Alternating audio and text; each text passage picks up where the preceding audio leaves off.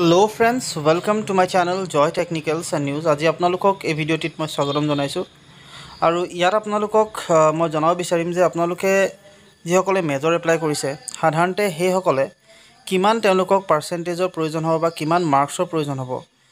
Major পাবৰ বাবে বা কিমান মাৰ্কছত তেওঁলোকে মেজৰ পাবলৈ সক্ষম হ'ব পাৰে। সো এটো আসলতে মোৰ ফালৰ পৰা এটা ধাৰণা এই গোটেই মেজৰ সিস্টেমটোৰ ওপৰত ইয়াত কোনো ধৰণৰ অফিচিয়ালি দিয়া নাই বা অফিচিয়ালি আসলতে কোনো ধৰণৰ আপলোড কৰা নাই। সো আপোনালোকক মই জাস্ট ধাৰণাটো দিবলৈ চেষ্টা কৰিম যেহেতু আপোনালোকে বহুতেই সকলোই আসলতে মেজৰ এপ্লাই কৰিছে মাইনৰ এপ্লাই কৰিছে আৰু এতিয়া কোনসকলে মেজৰ পোৱাত সক্ষম হ'ব বা কোনসকলে মেজৰ পাব পাৰিব বা কোনসকলৰ কাৰণে অকমান দিগদাৰ হ'ব এই কথাখিনি মই আপোনালোকৰ লগত ইয়াত শ্বেয়াৰ কৰিম বুলি ভাবিছোঁ। আৰু এটা কথা আপোনালোকৰ লগত ইয়াত মই পাতিব বুলি ভাবিছিলোঁ হেতু হৈছে কি আপোনালোকৰ যি কাৰেকচনৰ ওপৰত আপোনালোকে বহুতেই মোক কমেন্ট কৰি আছিলে আৰু সেই কাৰেকচনৰ যেহেতু ডেটবিলাক অহা নাই আৰু যেতিয়া আহিব নিশ্চয় আপোনালোকৰ কাৰণে মই হেল্প কৰিবলৈ চেষ্টা কৰিম গোটেই যি প্ৰসেস কেনেকৈ কাৰেক্ট কৰিব সেইখিনি আপোনালোকক মই দেখাবলৈ চেষ্টা কৰিম। গতিকে আপোনালোকে মোৰ চেনেলটোত থাকিব যাতে ভিডিঅ'বিলাক আপোনালোকে পাই থাকে। সো এতিয়া আপোনালোকক যেহেতু মই এই ভিডিঅ'টিত মই ক'ব বিচাৰিছোঁ আসলতে ইয়াত আপোনালোকৰ মেজৰৰ ওপৰত। সো আপোনালোকে জানে যে যেতিয়া আপোনালোকে সমৰ্থ এপ্লাই কৰে সমৰ্থ এপ্লাই কৰাৰ ক্ষেত্ৰত সাধাৰণতে আপোনালোকে মেজৰ আৰু মাইনৰ দুটা চুজ কৰিব লাগে আৰু সাধাৰণতে এনইপি যি আহিছে সেই এনইপিত সকলোৱে মেজৰ আৰু মাইনৰ চুজ কৰিব লগা হয়। এতিয়া কথাটো হ'ল যে আপোনালোকে মেজৰ পাব কিহত বা আপোনালোকে কিমানত পাব পাৰে এটোক লৈ আপোনালোকৰ হয়তো এটা মনত থাকে যে পাম না পাম এনেকুৱা ধৰণৰ। সো ইয়াৰ আপোনালোকক মই জনাওঁ যে প্ৰত্যেকটো ডিপাৰ্টমেণ্টত বা প্ৰত্যেকটো বিভাগৰ সাধাৰণতে যি মেজৰৰ সিট সেই মেজৰৰ সিটৰ ওপৰত আপোনালোকৰ যি পাৰ্চেন্টেজ বা আপোনালোকে কিমান মাৰ্কছ পাইছে হেতু ডিপেন্ড কৰিব বা আপোনালোকে সাধাৰণতে সিট পাব না নাপায় হেতু ডিপেন্ড কৰে। আৰু দ্বিতীয় কথাটো হৈছে কি যে ইয়াত যেহেতু বহুত কেইটা ডিপাৰ্টমেন্ট থাকে এখন কলেজত বা সাধাৰণতে যিখন কলেজতে আপোনালোকে এপ্লাই কৰে সো সেই কলেজবিলাকত যেহেতু যিমান সিটটো আসলে সিট ক্যাপাসিটি যদি আপোনালোকৰ ধৰি লওক মই এটা উদাহৰণৰ সৈতে আপোনালোকক বুজাব চেষ্টা কৰিম। যদি আপোনালোকৰ ধৰক এখন কলেজত এটা ডিপাৰ্টমেন্টত আপোনালোকে যদি এপ্লাই কৰিছে আৰু সেই ডিপাৰ্টমেন্টত সিট যদি 40টা আছে তেতিয়াহলে 40টা যেটো সিট আছে ধৰি লওক আপোনালোকৰ হেইটোত এপ্লাই কৰা যিজন হাইয়েষ্ট 80% পৰা এপ্লাই কৰিছে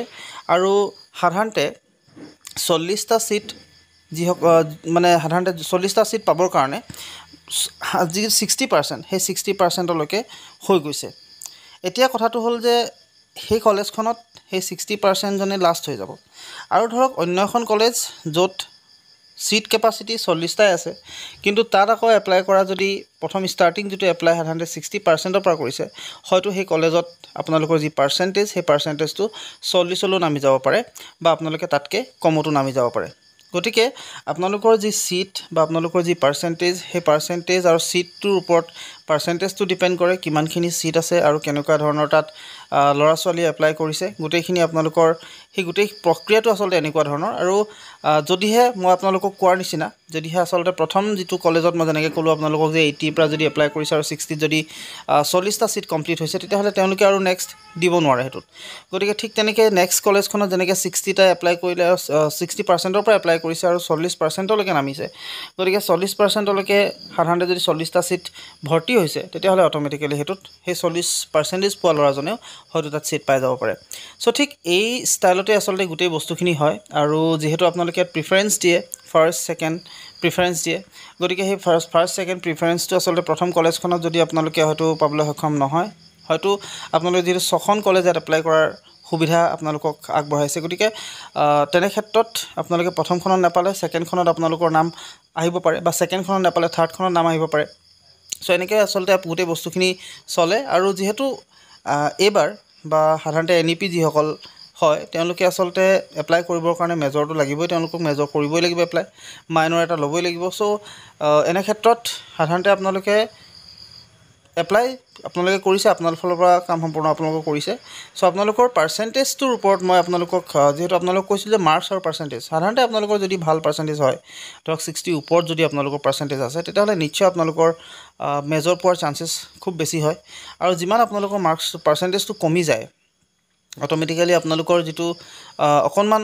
এটা চিন্তা থাকে কিন্তু এটো নহয় যে আপোনালোকে নাপাব আপোনালোকে মই আপোনালোকক কোৱাৰ নিচিনাকৈ যদিহে যিখন কলেজত বহুত আচলতে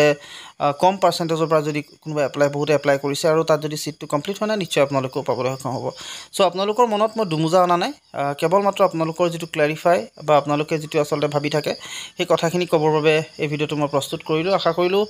ভিডিঅ'টো আপোনালোকে ভাল পাইছে বা ভালদৰে আপোনালোকে শুনিছে গতিকে এইখিনি কথা জনাই এই ভিডিঅ'টোৰ পৰা মই বিদায় মাগিম আশা কৰিম আপোনালোকে ভিডিঅ'টো মোৰ চেনেলটো ছাবস্ক্ৰাইব কৰিব আৰু লগতে ভিডিঅ'টো যিমান পাৰে সিমান শ্বেয়াৰ কৰিব আজিলৈ ইমানেই